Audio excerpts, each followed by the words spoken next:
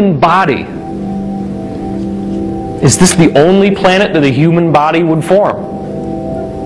Or is the human body a design whose purpose is to express consciousness on a planet like the Earth?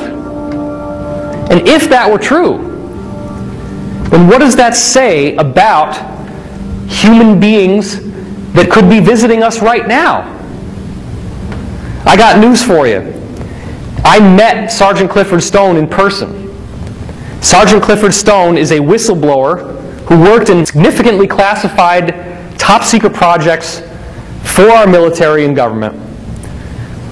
And his job, when he was called away from his normal duties in the military, was to visit sites where UFOs crashed. Now, 80% of the public believes that UFOs exist. It's no longer a myth, and it's no longer something that can be laughed at. It must be taken seriously, because anybody at this point who refuses to believe that UFOs exist is deluding themselves, because there is an overwhelming preponderance of evidence to suggest that they do. If even one photograph is not swamp gas, then we're not alone. Everything that you think you know about what ETs look like from movies is almost entirely a lie. There are no aliens. There are family members that look just like us. In fact, the farthest divergence you ever get from a human form is the typical gray physiology. The big head, the black eyes, the little nose, little mouth, tapered jaw. Nothing like my face. I have no relationship to that face.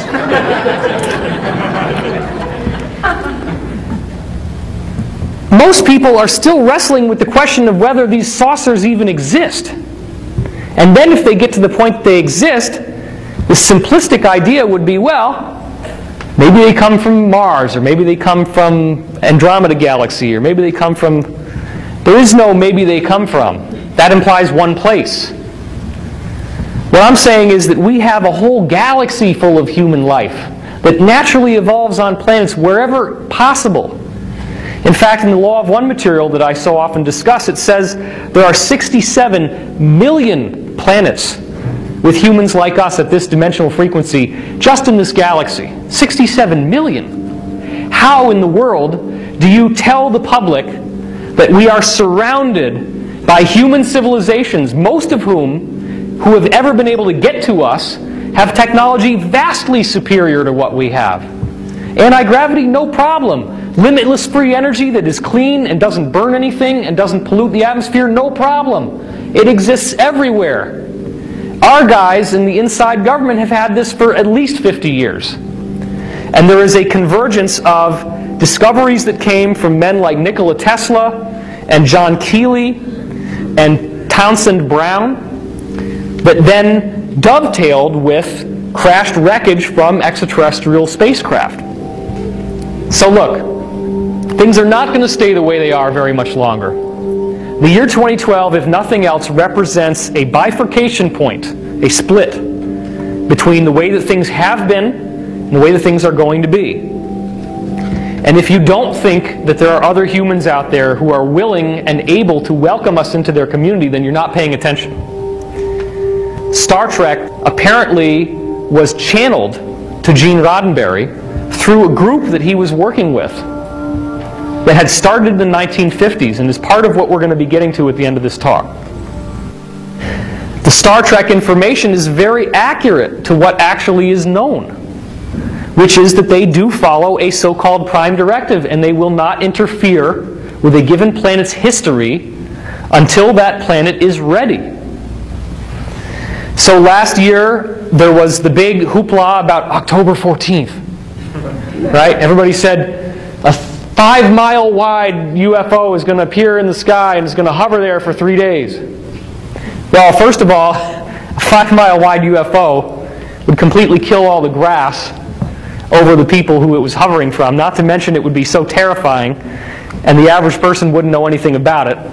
And if any ETs were to channel that through one person, then that person basically has become a messianic figure. And they don't ever want to give somebody that much leverage. Because what they found in the 1950s was that if they did speak through certain human individuals here on earth, that their egos would get inflated, because now they felt special, they felt different, they felt like they were the anointed teacher.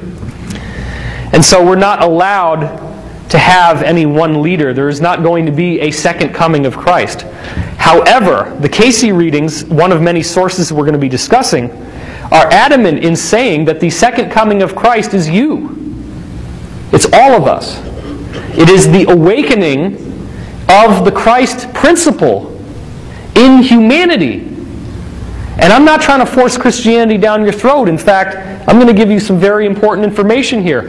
Every single ancient tradition in history has documented records of angels and gods. The angels look like human beings, but they glow, they can levitate, they can read your mind, they can teleport from one place to another, they can manifest objects out of thin air, they can create manna from heaven.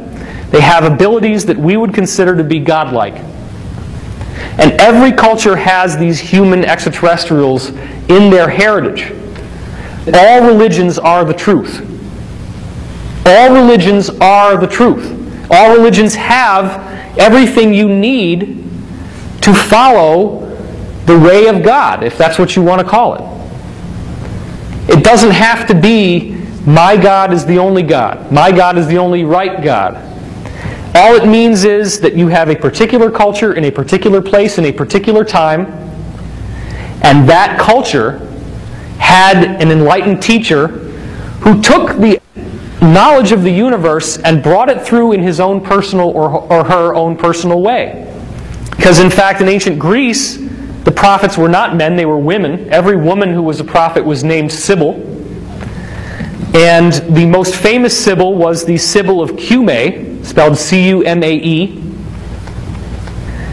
And she had a prophecy that came true regarding the coming of Jesus. In the Greek and in the Roman Empire, the women with the gift of prophecy were known as Sibyls, but none were as well known as the Sibyl of Cumae. She dwelled in a cave with multiple entrances and wrote her prophecies down on oak leaves. In the event that no one came to pick them up, they simply blew away. The Sibylline prophecy is widely respected as one of the harbingers of Jesus' arrival, but that was one of many things. The prophecy book was so accurate that in the Roman government, that was considered the highest treasure they had. There was nothing in the Roman government that was taken on with greater seriousness than the Sibylline prophecy scripture. The Sibylline mystery texts are one of many texts that describe a utopian world that is coming into being. In fact, every ancient mystical and spiritual tradition speaks of a golden age that is coming.